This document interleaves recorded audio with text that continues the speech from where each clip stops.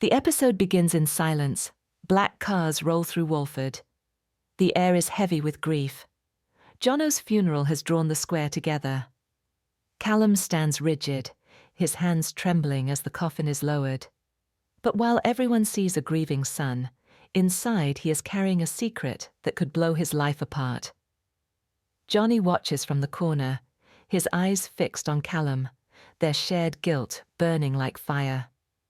Stuart is there too, restless, aware that too many glances, too much tension, could give them away. And then there's Ben, quiet, composed, but far more dangerous than anyone realizes. He has his own secret. He whispers to Callum later, "They let me out for today, day release.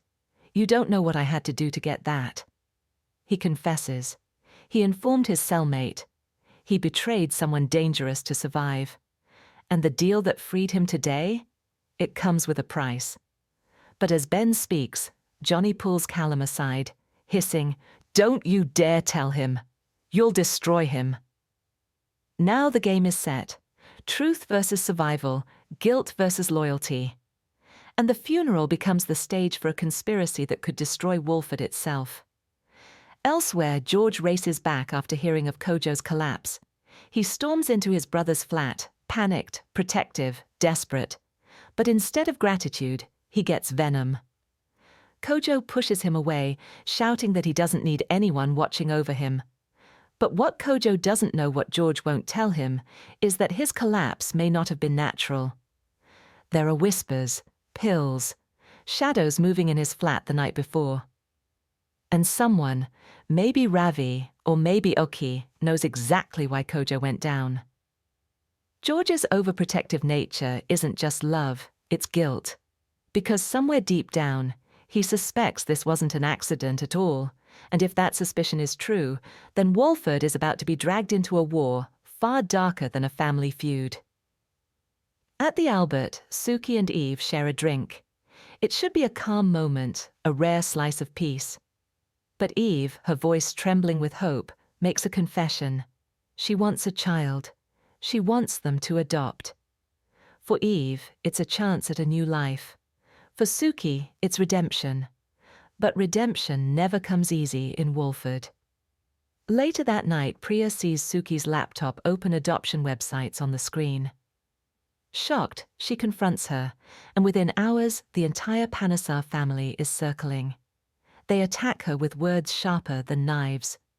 They call her unfit, unworthy, a failure as a mother. Her past mistakes, the lies, the control, the betrayals, all dragged back into the light. But what they don't realize is that Suki isn't broken. She's calculating. Their cruelty fuels her resolve. For the first time, she doesn't lash out in anger. She simply whispers, "Watch me." Because when Suki Panesar makes a promise, the square should be afraid. Meanwhile, Teddy sets his plan in motion. He's determined to expose Ravi once and for all. Late at night, he sneaks into Kojo's flat, searching for proof. Papers, USB drives, anything that could tie Ravi to the darker dealings in Walford. But the walls close in fast. The sound of footsteps, keys in the door. Ravi and Oki are back. Teddy panics, slipping into the bathroom. His heart pounds as he hears Ravi laughing and Oki asking questions. Every second feels like a lifetime. He holds his breath as the footsteps grow closer. One creak of the floorboard, one cough, one mistake, and Teddy will be caught. And everyone knows what Ravi does to those who betray him. This isn't just snooping anymore. This is life or death. And then there's Stacy Slater. Her departure has been framed as a farewell, a journey to Brazil for a fresh start. But look closer, and nothing adds up. Why leave Lily behind? Why does her goodbye feel rehearsed, almost forced? And why, after years of struggle, would Stacy suddenly abandon everything she's fought for? Max's return, his confession of love, should have shaken her. Instead, she shut him down with unnatural calm, almost as if she knew something else was coming. Behind the smiles, behind the hugs, Stacy carries a secret too. Her trip to Brazil may not be an escape. It may be a cover. And her words linger like a ghost. I'll be back in a minute. Viewers may believe this is a break, but in Walford, goodbyes are never final. And when Stacy Slater returns, it will be with fire and fury. Now, all the threads begin to weave together. Every character is carrying a truth. Every truth is a weapon. And Walford has become a chessboard, each move more dangerous than the last. But here's the catch. Someone, somewhere, is pulling the strings. Ravi, Oki, or maybe someone we haven't even seen yet. Because none of these coincidences are coincidences at all. What if the secrets of Walford aren't just accidents, but a conspiracy designed to tear the square apart? The episode ends in shadows. Teddy, still hiding in Ravi's bathroom, listens as Ravi's phone buzzes. A voice message plays. The words are chilling. The funeral was just the beginning. Next week, we will make our move. Walford won't know what hit it. Teddy's eyes widened. His cover is blown. He knows too much. Cut to black. Drop your theories in the comments. I'll be reading every single one. And if you enjoyed this breakdown of Walford's darkest secrets, make sure you like this video, subscribe to the channel, and hit the bell icon so you don't miss next week's twists. Because in Walford, the truth doesn't set you free, it destroys you. Imagine walking through Walford and realizing everyone around you is hiding something, everyone except you, or so you think. Secrets aren't just whispers here. They're weapons. One wrong word, one slip of the tongue, and the lives you've built could crumble instantly. This week in EastEnders, Walford becomes a pressure cooker. Callum's hidden affair could explode in Ben's face at any moment.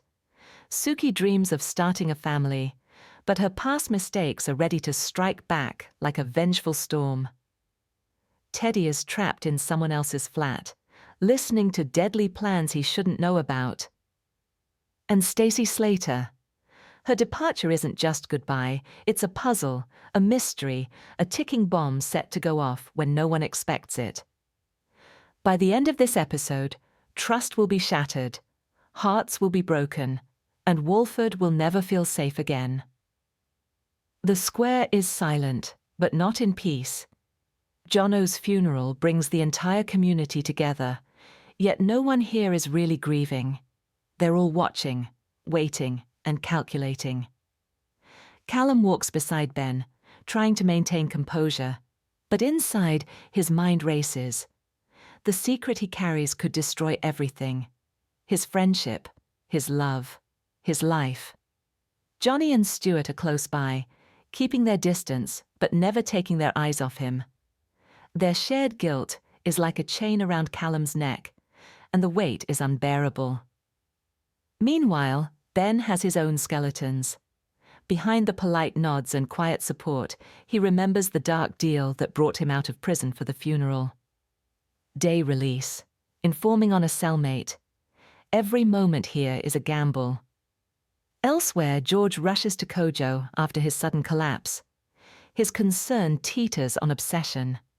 He barges into Kojo's flat, demanding answers, but Kojo is furious. He shouts, "Back off! I don't need you hovering over me!" George's worry is deeper than it seems. Kojo's collapse may not have been accidental. Pills shadows, whispers someone is manipulating events. George suspects it, he fears it, and he knows that if he's wrong, the consequences could be deadly. Walford may think this is just sibling tension, but in reality, it's a storm brewing. George's protective instincts are about to uncover secrets that powerful people want buried. At the Albert, Suki and Eve share a rare moment of peace. Eve, vulnerable but hopeful, drops a bombshell. She wants them to adopt a baby. Suki freezes. The thought of motherhood again ignites hope and fear. Her past mistakes, the betrayals, the lies, the heartbreaks, still linger in the shadows. But for the first time, she doesn't shy away.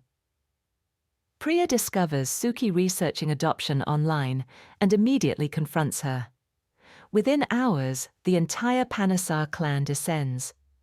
They attack Suki verbally, dredging up every past mistake.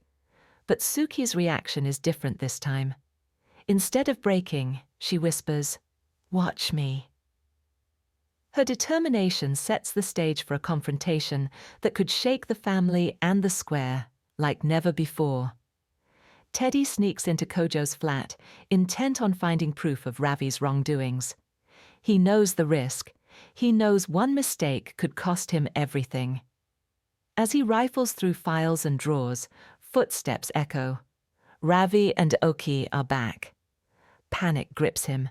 He slips into the bathroom, heart pounding, praying not to be found. Every creak of the floor, every murmur outside the door, feels like a countdown to disaster. Teddy freezes. Hiding isn't enough anymore. He knows the walls of Walford are closing in, and there may be no escape.